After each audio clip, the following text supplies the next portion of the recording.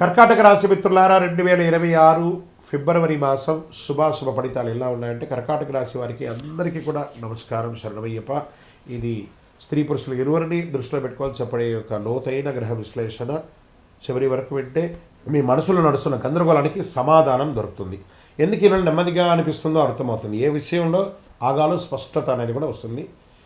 గురు భగవానుడు 12వ స్థానంలో, శని 9లో, రాహు 8లో, కేతు 2లో, చంద్రుడు కర్కాటక రాశి అధిపతిగా మనస్సు భావోద్వేగం మీద ఉంటారు. అంటే ఈ నెల మీ జీవితంలో బయట మార్పులు తక్కువ, లోపల మార్పులు చాలా ఎక్కువ కావాలని ఉంది.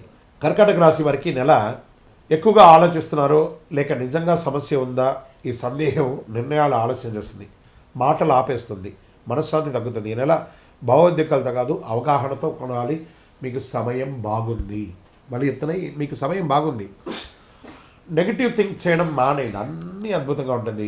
ఉద్యోగస్తులు, ప్రభుత్వ ప్రైవేట్ ఉద్యోగస్తులకి పని ఉంటుంది, గుర్తింపు వస్తుంది, బ్యాక్గ్రౌండ్ బాధ్యత పెరుగుతుంది. జాబ్ మార్పు మాత్రం వద్దు, నిశ్శబ్దంగా పనిచేస్తే భవిష్యత్తులో లాభం ఉంటుంది. మీ పని కనిపించకపోయినా మీ విలువ మాత్రం ఏమాత్రం తగ్గదు, అద్భుతంగా ఉంటుంది. ఇంకా ఇంటర్వ్యూస్, కొత్త ఉద్యోగాల కోసం ఉన్నటువంటి ఇంటర్వ్యూల్లో ఆలస్యంగా అయినా కాన్ఫిడెన్స్ తగ్గదు, అద్భుతంగా సాధిస్తారు. గ్రహాల వల్ల అన్ని రకాల ఫ్లోను మీరు చేస్తారనమాట. ఇండస్ట్రీస్ మార్పుల్లో ఆలోచనలు చేసే అవకాశాలు ఉన్నాయి. వ్యాపారంలో రిస్క్ పెరుగుతుంది, దానికి తగ్గట్టుగా లాభం కూడా వస్తుంది. సర్వీస్ సెక్టార్లో స్థిరత్వం ఉంటుంది. కొత్త బిజినెస్ ఏది చాయిద్దు. రక్షణ రంగంలో ఉన్నవాళ్ళు, పోలీసు, డిఫెన్స్ వాళ్ళకందరికీ కూడా ఇది ఒక మంచి సమయం కూడా చెప్పచ్చు. ఆర్థికమైనటువంటి పెట్టుబడులు, అకస్మాత్ ఖర్చులు పెరిగే అవకాశాలు ఉన్నాయి. షార్ట్ టర్మ్ ట్రేడింగ్ వద్దు, ట్రేడింగ్లో లాంగ్ టర్మ్ వెళ్ళండి.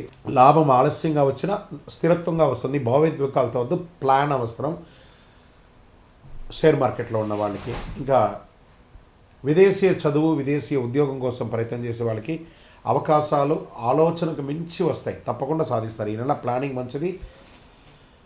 వీసా ప్రాబ్లమ్స్, డాక్యుమెంట్ ప్రాబ్లమ్స్ అవన్నీ కూడా క్లియర్ అయిపోతుంది. మీ అటానమీని సంప్రదించి చక్కగా వివరాలన్నీ కూడా తెలియజేసుకోండి. వ్యవసాయదారులకు దిగుబడి ఆలస్యమైన మంచి లాభాలతో ఉంటుంది. నీటి నిర్వహణ ముఖ్యం, ఖర్చులు పెరుగుతాయి.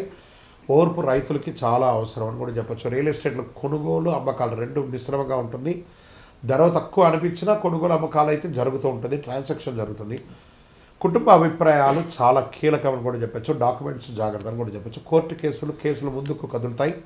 తీర్పు ఆలస్యమైన విజయం వచ్చే అవకాశం ఉంటే కొత్త కేసులు చేయవద్దు. సెటిల్మెంట్ ఆలోచన మంచిది.